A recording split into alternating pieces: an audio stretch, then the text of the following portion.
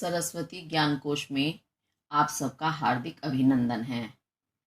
बच्चों, आज हम पढ़ेंगे हिंदी साहित्य के प्रयोगवादी कविता के प्रवर्तक और नई कविता के कर्णधार, प्रत्यक्ष का यथावत चित्रण करने वाले और भारतीय पुरस्कार से अंतर्राष्ट्रीय पुरस्कार से सम्मानित सच्चिदानंद हीरानंद वात्स्यायन अजय जी का जो है हिरोशिमा नामक शीर्षक, जो कि उनकी काव्य रचना सुनहले शैवाल से लिया गया है। बड़ा ही मार्मिक वर्णन है, दर्द विदारक चित्रण है। जब आप पढ़ेंगे तो आपको आभास होगा कितनी मार्मिकता से मम स्पर्शी वर्णन अजय जी ने किया है। अब ये हिरोशिमा है क्या? जब 1945 में द्वितीय विश्व युद्ध चल रहा था तो 6 अगस्त 1945 को अमेरिका ने जापान का नगर है हिरोशिमा और एक है नागासाकी, तो हिरोशिमा और नागासाकी दोनों पर परमाणु बम गिरा दिए थे। उस परमाणु बम में कितना भीषण नरसंहार हुआ, कितना विनाश हुआ, वो शहर जो है आज भी उसके प्रत्यक्ष गवाह हैं। प्रत्यक्ष का साक्षात वर्णन करने वाले हैं अजय जी, तो उन्होंने बड़ी सजीवता से, बड़ी मार्मिकता से वर्णन किया है। तो 6 अगस्त 1945 पे सबसे पहले हिरोशिमा पर परमाणु बम गिराया गया था और फिर 9 अगस्त को 1945 में ही नागासाकी में परमाणु बम गिराया गया था। तो इसमें हम हिरोशिमा में गिराए गए परमाणु बम का चित्रण देखेंगे। बड़ा ही हृदय विदारक चित्रण है। चलिए देखते हैं क्या बताते हैं अजय जी। एक दिन सहसा सूरज निकला, अरे क्षितिज पर नहीं नगर के चौक, धूप बरसी पर अंतरिक्ष से नहीं फटी मिट्टी से। अब आप देखते चलेंगे, एक दिन, वैसे तो प्रतिदिन ही हमारे यहाँ सूर्य उदय होता है प्रातः काल में और संध्या काल में अस्त हो जाता है, लेकिन विशेष वर्णन किया गया है यहाँ कि एक दिन सहसा, सहसा कहते हैं अचानक, सूरज निकला, सूरज निकल गया। कहाँ निकला? अरे क्षितिज पर नहीं। क्षितिज जानते हैं आप? क्षितिज किसे कहते हैं? क्षितिज आपने कभी देखा होगा, आप कहीं छत पर या ऊंचाई पर चढ़ेंगे तो देखेंगे हमें धरती और आकाश बहुत दूर जब हम नजर डालते हैं तो हमें मिलते हुए से दिखाई देते हैं। तो वही स्थान जहां हमें धरती आकाश एक होते हुए, धरती ऐसा लगता है ऊपर को चढ़ रही है और आकाश ऐसा लगता है मानो नीचे को उतर रहा है, तो वो वाला स्थान जहां उनका मिलन से का जो हमें स्थान दिखाई देता है उसे क्षितिज कहते हैं। तो वही प्रतिदिन सूर्य कहाँ निकलता? क्षितिज यानी आकाश के उस छोर पर जहां हमें धरती आकाश मिलते नजर आते हैं, क्योंकि सूर्य बहुत दूर हमें दिखाई देता है। कभी आप प्रातः काल में देखेंगे तो ऐसा नहीं लगेगा हमारे समय, बल्कि बिल्कुल लगेगा कि धरती के नीचे से और ऊपर आकाश में चढ़ता हुआ चला रहा है, ऐसा महसूस होता है। तो यही इसी कारण उन्होंने कहा है कि क्षितिज पर नहीं निकला, नगर के चौक। उस दिन कहाँ निकला? जो सहसा अचानक यकायक जो निकला सूर्य, वो निकला नगर के चौक। चौक जानते हैं आप? चौक यानी आंगन। हमारे यहाँ आपने देखे होंगे जो बड़े घर होते हैं, आजकल तो शहरों में स्थान छोटे हो गए हैं, फ्लैट्स में हम लोग कैद हो गए हैं, लेकिन जो धरती वाले जमीन वाले घर होते थे, जिन्हें आज के समय में आप बंगला वगैरह कहते हैं, तो बड़े बड़े घर होते थे तो आगे का आंगन खुला हुआ होता था, यानी घर का जो बीच का हिस्सा वो चौक कहलाता था। तो नगर के चौक यानी नगर के चौक में, आंगन में निकला था वह सूर्य, जो अचानक से निकला था। और जब सूरज निकलता है तो क्या होता है? धूप आती है, धूप की वर्षा होना।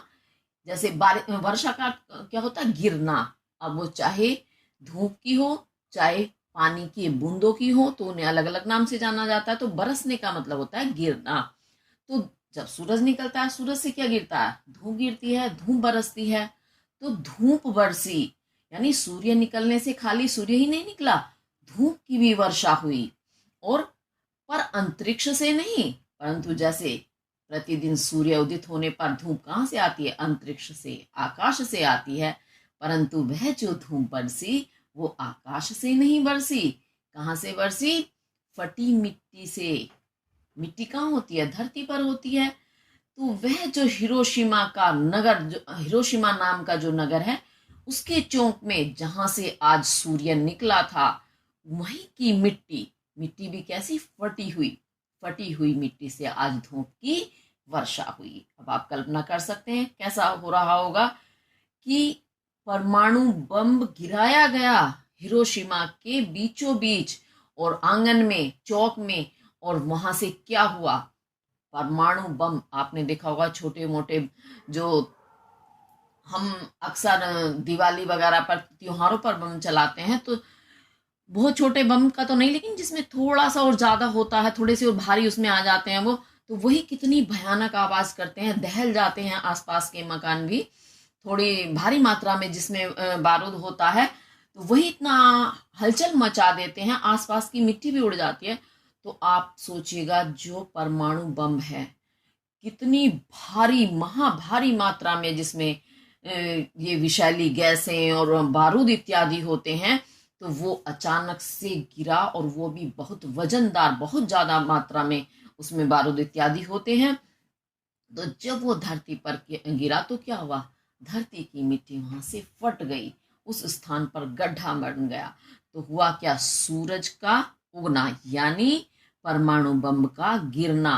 और गिरने से क्या होता है? वो बम फटा, और फटने से चारों तरफ आग, ताप, बहुत ज्यादा मात्रा में ऊष्मा वहां चारों तरफ फैल गई। तो जैसे सूर्य से जब धूप निकलती है, सूरज धीरे धीरे जैसे बढ़ता जाता है, तो उसकी धूप भी प्रचंड रूप लेती जाती है।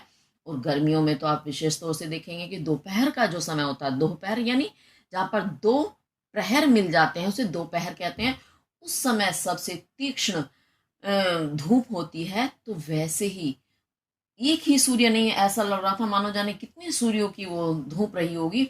इतनी भयंकर वो धूप बरसी, लेकिन वो आकाश से नहीं, फटी मिट्टी से, यानी वो मिट्टी बम गिरने से फट गई, और वहां से वह धूप चारों तरफ फैल गई। धूप यानी प्रकाश, उष्मा।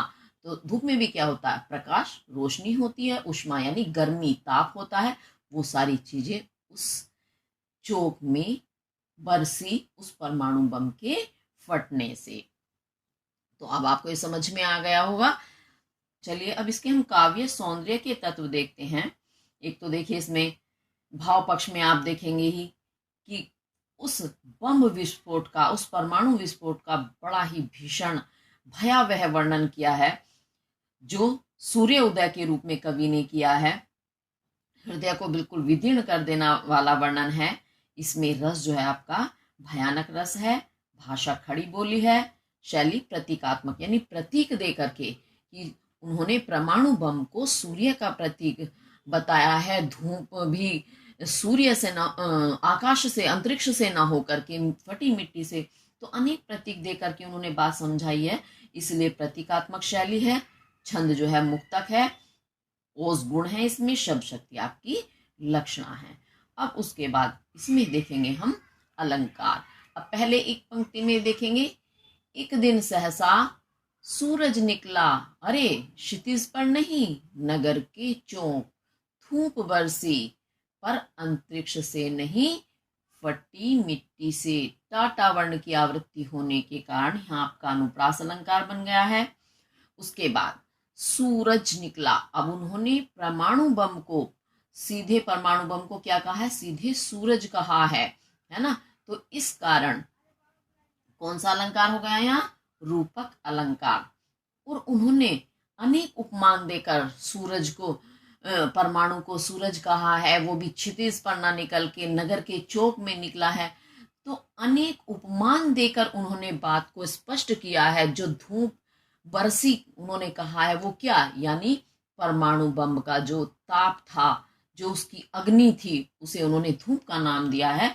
तो अनेक उपमान देकर उन्होंने बात को स्पष्ट किया है, इसलिए यहाँ रूप का अतिशयोक्ति अलंकार भी आपका बनता है।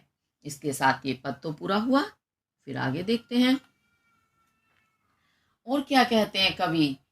छायाएं मानव जन की दिशाहीन, सब ओर पड़ी वह सूरज, नहीं उगा था पूरब में वह, बरसा सहसा बीचों बीच नगर के, काल सूर्य के रथ के पहियों के ज्यों अरे टूट टूट कर। तो और क्या बताया इन्होंने, छायाएं मानव जन की, छाया जानते हैं आप, जब आपने कभी देखा सूर्य उगता है तो जब अंधेरा होता है तब हमारी परछाई अंधेरे में नहीं दिखाई देती, लेकिन जहां थोड़ा सा भी प्रकाश आ जाता है तो मनुष्य की छाया, जिसे आप परछाई कहते हैं, तो वो बनने लगती हैं।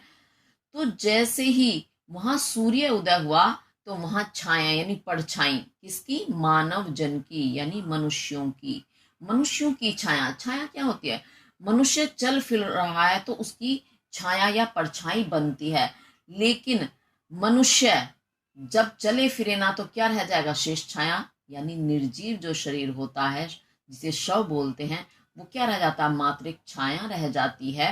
तो मानव की छायाएं यानी उसके शव, दिशाहीन, जिनमें कोई दिशा नहीं थी, दिशाओं रहित होकर, वैसे हम चलते फिरते हैं तो निश्चित है कि हमारा रास्ता है जिस पर हम जा रहे हैं, एक दिशा होती है, हमारी दिशा के अनुसार हम जाते हैं।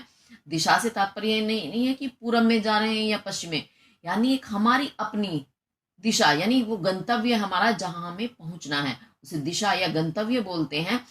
लेकिन आज क्या था, दिशाहीन मानव की वो छायाएं यानी मनुष्यों के वे शव कैसे पड़े थे, दिशाहीन, दिशाहीन, कोई दिशा नहीं थी निश्चित, आड़े टेढ़े ऊबड़ खाबड़ अल्टे पलटे सब ओर पड़ी। कहाँ पड़ी थी, सब ओर, चारों तरफ जहां देखो वहां मनुष्यों के शव ही शव नजर आ रहे थे। वह सूरज, और कौन सा सूरज, वह सूरज जो अभी नगर के चौक में बरसा था, नहीं उगा था पूरब में। वह सूर्य कहाँ नहीं उगा था, पूरब दिशा में। सूर्य कहाँ उगता है, पूर्व दिशा में उगता है और पश्चिम दिशा में अस्त हो जाता है, परंतु वह सूर्य आज पूर्व दिशा में नहीं, क्यों, जब वो अंतरिक्ष में ही नहीं उगा, क्षितिज पर ही नहीं उगा, तो फिर वो पूर्व दिशा में ही कैसे उगता।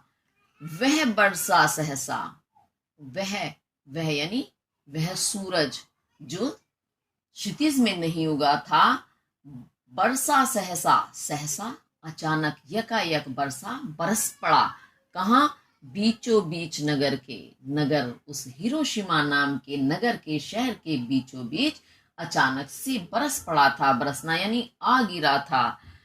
और कैसा लग रहा था वह बरसता हुआ सूरज, काल सूर्य के रथ के पहियों के जो अरे टूट कर। तो उस परमाणु बम को उन्होंने सूर्य का नाम दिया है कवि ने, और वो सूर्य भी कैसा, काल सूर्य, काल कहते हैं मृत्यु को, तो मृत्यु रूपी काल रूपी वह सूर्य, उस सूर्य के रथ के पहिए, रथ में पहिए होते हैं, ज्यों ज्यों मानो जैसे, अरे अरे कहते हैं उसमें लगी हुई तिलियां, आपने पहिए देखे ना तो उसमें चारों तरफ को तीलियां लगी होती हैं डंडी सी, तो उन्हें अरे बोलते हैं। तो वे अरे या डंडियां या तिलियां टूट कर, वो टूट कर क्या हो गई थी, इससे आगे का हम आगे वाले पद में पढ़ेंगे, लेकिन एक बार मैं इसको अपने शब्दों में समझा देती हूं।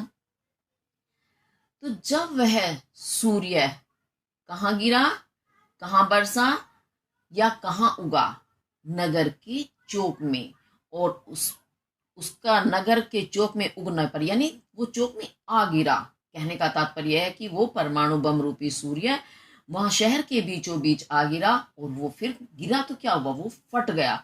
उसके फटने से क्या हुआ, उसके फटने से वहां चारों तरफ आग ही आग फैल गई, चारों तरफ उसके अपने अंश टूट टूट कर चारों तरफ गिरे, और उसके दायरे में क्या, उसमें तो बहुत बड़ा पूरा शहर तहस नहस हो गया था। तो वहां सब कुछ जलकर राख हो गया, पल में ही सब भाप बन गया। जैसे सूरज का कार्य क्या होता, सूर्य का ताप हर चीज को, जो तरल चीजें होती हैं, जैसे आपने देखा पानी इत्यादि, आप सूरज की रोशनी में या धूप में रख करके छोड़ देंगे तो वह उसे भाप बनाकर, वाष्प बनाकर उड़ा लेता है। तो ऐसे ही वहां आसपास की सब चीजें तहस नहस हुई। अब ये चीज तो हम बाद में बताएंगे, लेकिन पहले उन्होंने बताया कि मानव जन जो थे, मनुष्य जो थे, वो उस बम में क्या हुए, उनकी धज्जियां उड़ गई, उनके शरीर तहस नहस हो गए और चारों तरफ दिशाहीन होकर कोई इधर कोई उधर पड़े हुए थे, चारों तरफ दिखाई दे रहे थे।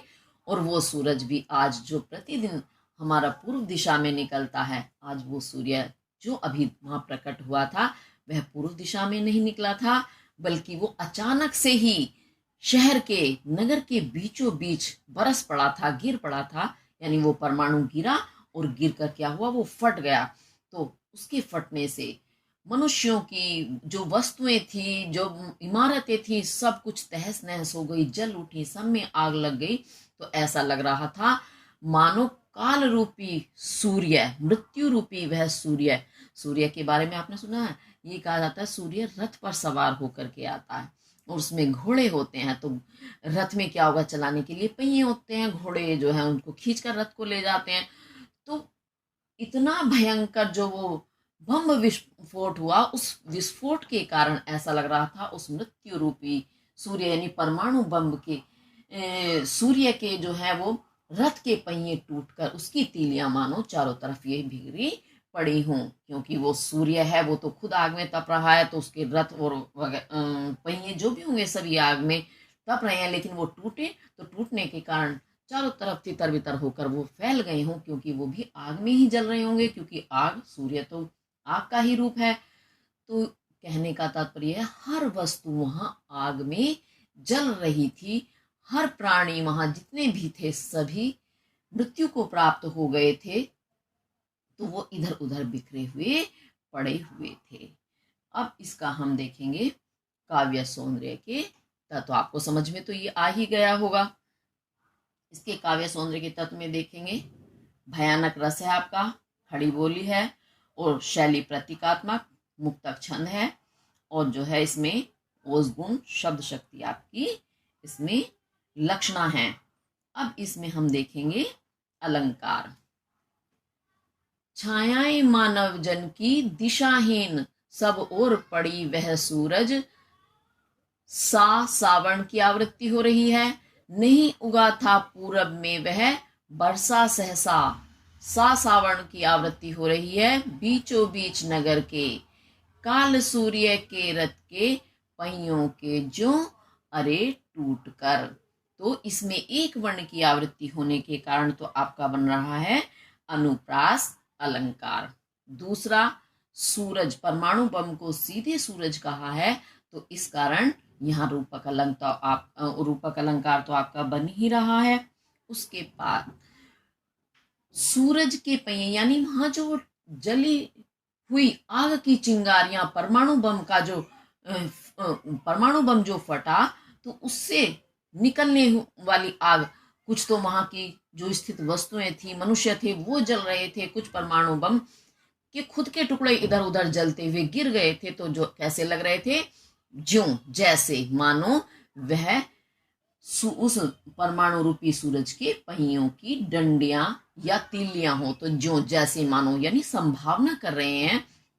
संभावना करने के कारण यहाँ आपका उत्प्रेक्षा अलंकार भी बन रहा है। उसके साथ उन्होंने मनुष्यों के शरीर को छाया बताया है ना, छाया कहा है। सूरज को भी उन्होंने सीधे, परमाणु को सीधे सूरज कहा है, लेकिन अगर वे सूरज भी परमाणु बम, सूरज जैसा परमाणु बम है ना, तो इस तरह से यहाँ वाचक शब्द का प्रयोग नहीं हुआ है, लेकिन उपमा अलंकार भी आपका इस कारण बनता है।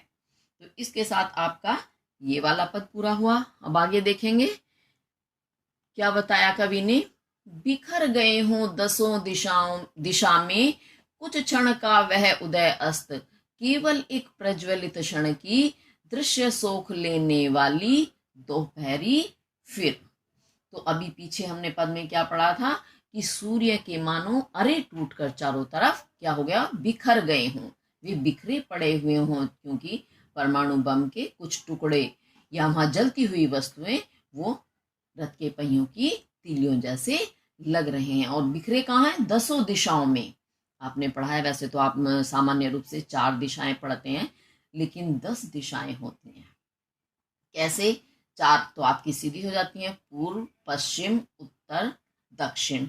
लेकिन हर दिशा के बीच में, जैसे पूर्व और उत्तर के बीच का जो स्थान होता है उसे ईशान कोण बोलते हैं, तो हर दिशा के बीच में जो एक स्थान होता है, इस तरह से 4 दिशाएं वो हो गई, तो कितनी हो गई, 4 और 4 8 हो गई, और एक आपका ऊपर और एक नीचे, तो इस तरह से 10 दिशाएं मानी जाती हैं। तो यही कवि बता रहे हैं कि वे सूर्य रूपी, काल रूपी सूर्य के रथ की जो तीलियां हैं वो चारों 10 दिशाओं में मानो बिखर के फैल गई हैं। कुछ क्षण का वह उदय अस्त, और वह जो सूर्य धरती पर उगा है आज, वह सूर्य का उगना कुछ क्षण का, कुछ ही क्षण का रहा। उदय कहते हैं उगना, सूर्य का वह उगना कुछ ही क्षण कहते हैं पल, जिसे आप अंग्रेजी में सेकंड भी बोलते हैं।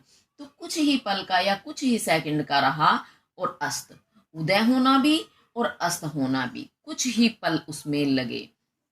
तो वैसे आपने देखा होगा, देखा होगा क्या, देखते ही हैं हम प्रतिदिन कि सूर्य सामान्य रूप में जो प्रतिदिन सुबह के समय निकलता है, और जब प्रारंभ में निकलता है तो उसका बाल रूप होता है, बच्चे वाला रूप, छोटा। फिर धीरे धीरे धीरे जैसे समय बीतता जाता है वह प्रचंड रूप धरता जाता है, और गर्मी तो में तो विशेष रूप से इतनी प्रचंडता आ जाती है कि हम दोपहर के समय में सूर्य के सामने टिक ही नहीं सकते। तो एक निश्चित क्रम चला, और जैसे ही दोपहर हो जाती है उसके बाद धीरे धीरे फिर वो ढलने लगता है, और शाम होते होते फिर वह जब छिपता है, तो 12 घंटे का हमारे यहाँ समय लगता है। एक समय सीमा के साथ वो बढ़ता है, यानी उदय होना उसका, और अस्त यानी धीरे धीरे फिर अस्ताचल की वह तरफ जाता है। तो ये एक निश्चित नियम है।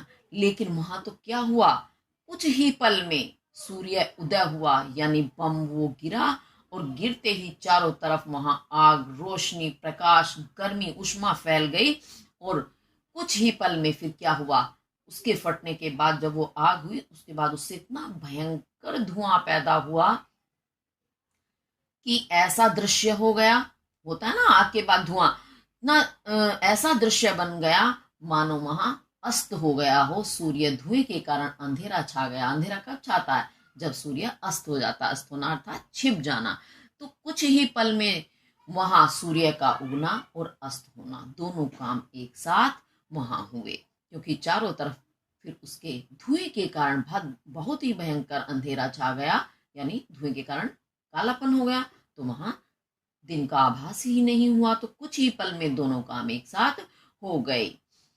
केवल एक प्रज्वलित क्षण की दृश्य सोख लेने वाली दोपहरी फिर, और केवल एक क्षण की, यानी एक क्षण, एक पल में ही प्रज्वलित, ज्वलित कहते हैं जलना, ज्वलन, और प्रज्वलित विशेष रूप से जलना, या इतने भयंकर रूप में जो जलन थी, जलती हुई प्रचंड दोपहरी। वो दोपहरी कैसी थी, एक पल की ही वह दोपहरी दृश्य सोख लेने वाली। वहां का जो दृश्य था, थोड़ी देर पहले ही, वहां कुछ पल पहले ही जो ऐसी सुंदरता थी, चारों तरफ चहल पहल थी, वह एक पल की उस दोपहरी ने सोख ली। सोख लेना यानी स्वयं में, अपने आप में निहित कर लेना। तो अंतर्निहित कर लिया उसने, अपने अंदर समेट लिया, सीमित कर लिया सारे उस सुंदर दृश्य को, शहर की पूरी सुंदरता को, मानवता को। क्योंकि जब वह परमाणु बम गिराया गया तो वो प्रातः काल का समय था, और 8:15 बजे के आसपास का समय था, जब वो परमाणु हिरोशिमा शहर के बीचों बीच गिरा था। तो इसी कारण बता रहे हैं कि सुबह के समय तो वैसे ही इतनी चहल पहल, इतना अच्छा वो होता है। तो सारा जो सुंदर दृश्य था, उस एक पल की प्रचंड दोपहरी ने, दोपहरी यानी जलती हुई धूप ने, उस जलती हुई आग ने, उसमें से निकलने वाली उष्मा ने सारे दृश्य को सोख लिया, अपने अंदर समाहित कर लिया। फिर देखो प्रश्नवाचक, फिर क्या हुआ। फिर तो बड़ा ही विदीर्ण कर देने वाला दृश्य, बहुत ही दुखदाई। कैसे मनुष्य का इतना भयंकर दुश्मन बन सकता है कि देखो, एक ही जीव नहीं, पूरी पृथ्वी को ही उन्होंने निगल डाला। तो इससे ज्यादा क्या होगा, पूरी पृथ्वी यानी उस हिरोशिमा शहर की पूरी ही जो पृथ्वी ही कहेंगे वहां की, तो उसको निगल लिया। मानव एक नहीं, दो नहीं, शत्रुता हमारी 1 से 2 से हो सकती है, लेकिन ऐसा नहीं है कि पूरी ही शहर को निगल जाए। बड़ा ही, बहुत ही क्या कहना चाहिए, नृशंसता है ये मनुष्य की कि हम अनजान लोगों को, शत्रुता जिनसे है, लेकिन अनजान लोग उसमें मारे गए तो कितनी ही बुरी बात। इससे ज्यादा तो दर्द भरी घटना कोई हो ही नहीं सकती। तो चलिए इसके काव्य सौंदर्य के तत्व हम देखते हैं। आपका इसमें भयानक रस है, भाषा आपकी खड़ी बोली है, मुक्तक छंद है, और गुण जो है इसमें ओज गुण है, शैली वही प्रतीकात्मक है, प्रतीक दे करके समझाया गया, और शब्द शक्ति आपकी लक्षणा है। अब इसमें ढूंढेंगे हम काव्य सौंदर्य के तत्व। तो काव्य सौंदर्य के तत्व में बिखर गए हूं दसों दिशा में, दादावर्ण की आवृत्ति हो रही है। कुछ क्षण का वह उदय अस्त, केवल एक प्रज्वलित क्षण की। कावर्ण की आवृत्ति भी हो रही है।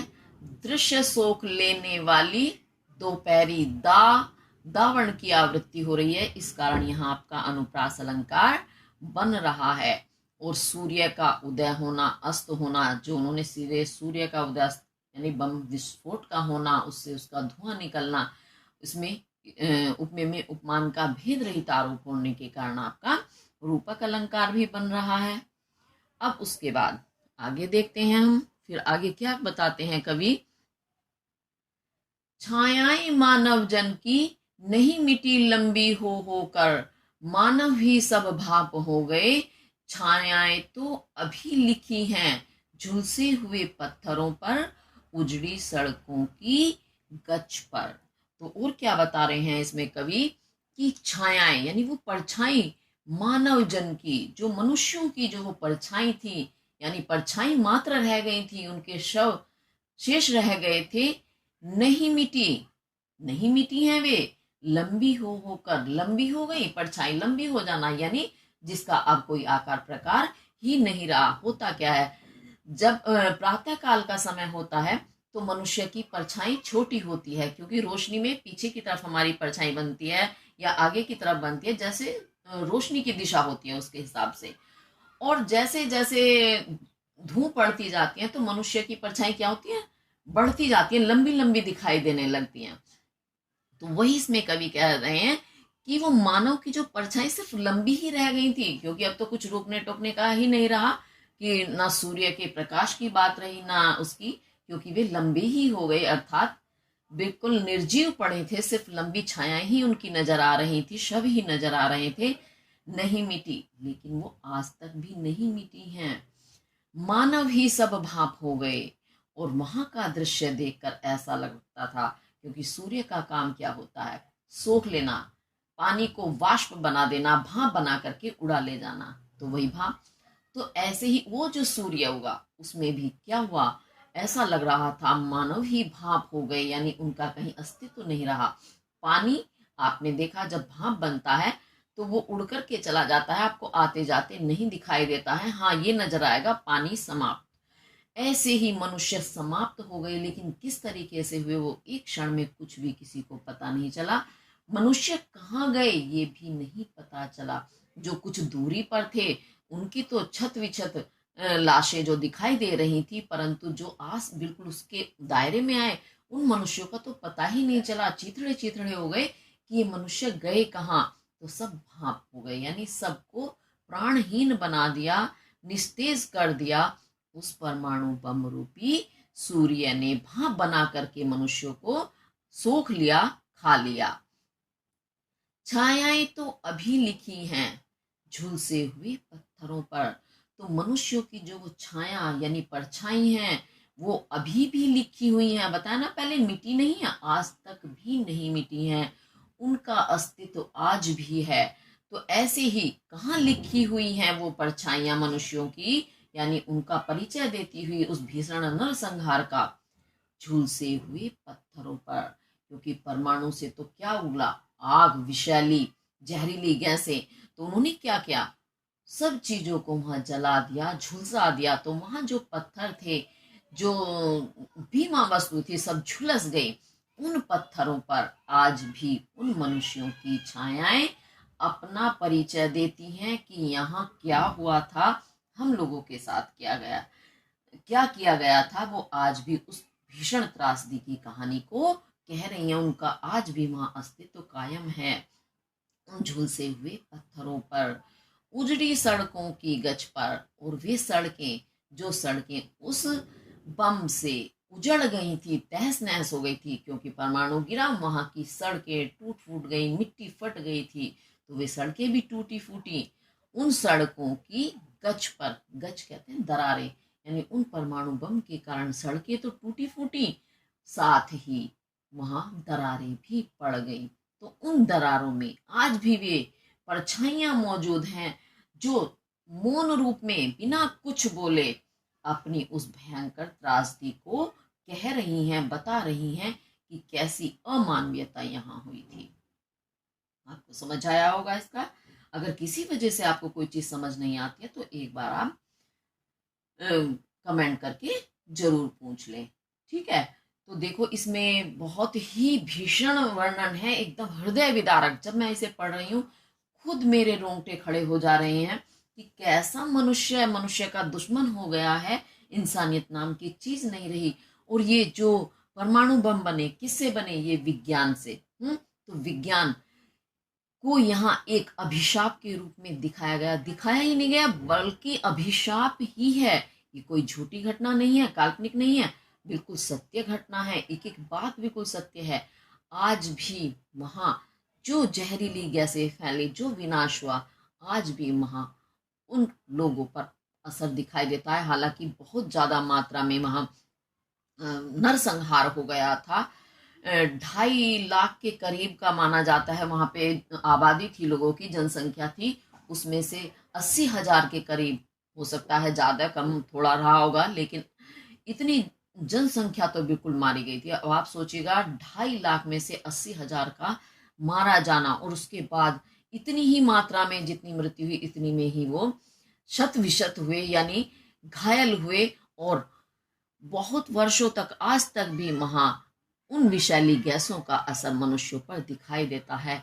मैंने तो ऐसा भी सुना था कि वहां उस समय मनुष्यों की लाशें पिघल गई थी, बिल्कुल बहुत बुरी तरह। इतनी जहरीली गैस होती है परमाणु बम में, तो झुलस गई थी, पिघल गए थे, और सिर के बाल ऐसे उतर गए थे बिल्कुल। जो इंसान जीवित बचे उन्हें पता ही नहीं चला, उन्होंने स्वयं महसूस किया उनके हाथ पैर की जो है उंगलियां गल रही हैं, हाथ गल रहे हैं, उनका शरीर गल रहा है। ये भी ऐसा वर्णन मैंने कहीं सुना और पढ़ा है।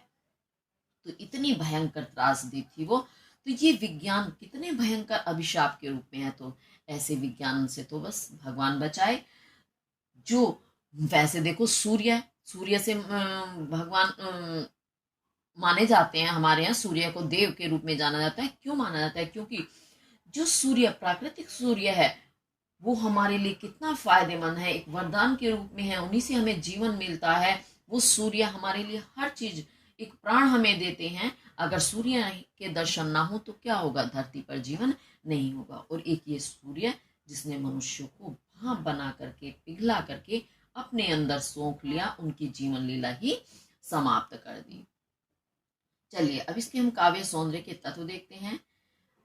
आपकी इसमें भाषा जो है खड़ी बोली है, शैली प्रतीकात्मक, और रस इसमें करुण रस। कितनी मन में करुणा उत्पन्न हो रही है ना।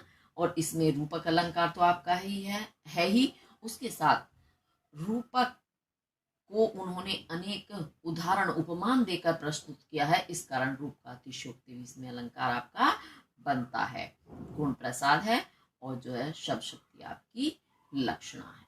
ये आपका पूरा हुआ। अब आगे देखते हैं, और आगे क्या बताते हैं कवि। मानव का रचा हुआ सूरज मानव को भाप बनाकर सोख गया, पत्थर पर लिखी हुई यह जली हुई छाया मानव की साक्षी है। तो क्या बताते हैं कवि कि मानव का रचा हुआ, जो मनुष्य ने रचा, रचना यानी बनाया, सूरज, जो परमाणु रूपी सूरज मनुष्य ने बनाया, वो कैसा था? मानव को भाप बनाकर सोख गया। उसने मनुष्य को ही भाप बना दिया, यानी अदृश्य कर दिया। अदृश्य कर देना, भाप बनाकर सोख जाना, यानी उसके अस्तित्व को ही मिटा दिया, अपने अंदर समाहित कर लिया उस सूरज ने। कौन से सूरज ने? परमाणु रूपी सूरज ने, क्योंकि उसने सबको अपने अंदर लिया और उनको समाप्त कर दिया। पर पत्थर पर लिखी हुई यह, और जो कहानी बता रहे हैं कवि, ये पत्थर पर लिखी हुई हैं। वहां जो पत्थर झुलसे जले, जो वो सड़कें हैं, सड़कों में दरारें आज भी, वो छायाएं, उनकी मनुष्यों की परछाइयां आज भी वहां मौन रूप में लिखी हुई हैं, अपना परिचय दे रही हैं। क्योंकि कहानी जो मौखिक होती है, मुंह जबानी होती है, उसे तो हम एक दूसरे से सुनकर इधर उधर फैला लेते हैं, लेकिन जो लिखी हुई है वो कैसे मिट सकती है? नहीं मिट सकती, क्योंकि बिल्कुल सत्य कहानी है। और उस समय जो दृश्य लोगों ने वहां देखे, उनकी मुंह जबानी है, और वहां वे जो चिन्ह शेष बचे हैं, अवशेष बचे हैं, वो भी अपनी कहानी को बयान कर रहे हैं, कह रहे हैं। देखकर पता चल जाता है कितनी भयंकर त्रासदी वहां हुई। जली हुई छाया, और मनुष्यों के वे, जली हुई छाया नहीं, मनुष्यों की जो वो छाया है, शव है जले हुए, मानव की साखी हैं। तो मानव, मनुष्य की साखी का अर्थ है यहाँ साक्षी, प्रत्यक्ष गवाह हैं। उनकी वे परछाइयां, उनका मौन रूप आज साक्षात प्रमाण दे रहा है कि कैसी महामर्म निर्ममता या नरसंहार मानव जाति के साथ हुआ था। और इसी कारण कवि देखो कितनी हृदय विदारक वर्णन कर रहे हैं। उन्होंने बताया कि किस तरह से मनुष्य का दुश्मन बन करके प्रत्यक्ष उनका उन्होंने बिल्कुल सर्वनाश किया है। तो ऐसे आगे से ना हो, वही सावधान करने के लिए, वो लोगों को जागरूक करने के लिए इतनी सुंदर कविता उन्होंने रची है। बहुत ही विज्ञान का दुरुपयोग किया गया है, और उन्होंने बताया है कि कभी भविष्य में ऐसा ना हो, इसी कारण वो लोगों को जागरूक भी कर रहे हैं अपनी कविता के माध्यम से। चलिए अब इसके काव्य सौंदर्य के तत्व देखते हैं। भाषा आपकी खड़ी बोली है, रस इसमें करुण रस है, शैली प्रतीकात्मक है, और छंद है आपका मुक्तक, शब्द शक्ति लक्षणा है, और गुण प्रसाद गुण है। अब इसमें हम जो है अलंकार ढूंढेंगे। मानव का रचा हुआ सूरज, मानव को भाप बनाकर सोख गया, पत्थर पर लिखी हुई यह जली हुई छाया मानव की साखी है। तो इसमें वैसे तो मुझे रूप अनुप्रास अलंकार नहीं दिखाई दे रहा है, क्योंकि वर्णों की आवृत्ति नहीं दिखाई दे रही है, परंतु सूरज, परमाणु को सीधे सूरज कहा है, भेद रहित आरोप किया गया है, इस कारण यहाँ आपका रूपक तो अलंकार बन ही रहा है। साथ ही इसमें रूप का अतिशयोक्ति भी है, यानी रूपक को अनेक उपमान देकर कि मानव को भाप बनाकर सो गया। क्या मनुष्य ऐसी चीज है जो भाप बनाकर जिसे सोख लिया जाए? लेकिन उन्होंने सीधे यही कहा है, तो अनेक दृष्टांत या उपमान देकर प्रस्तुत किया है, इस कारण वहां आपका रूप का अतिशयोक्ति अलंकार भी बनता है। इसके साथ हमारा ये पद जो है कविता हिरोशिमा पूरी हुई। और आप इसे ध्यान से पढ़ेंगे, ध्यान से काम करेंगे, और कुछ चीज आपको लगता है नहीं समझ में आई है तो आप कमेंट करके अवश्य पूछें। और यदि आपको मेरी वीडियो अच्छी लगती है, पसंद आती हैं, तो एक बार लाइक, शेयर और सब्सक्राइब जरूर करें। धन्यवाद।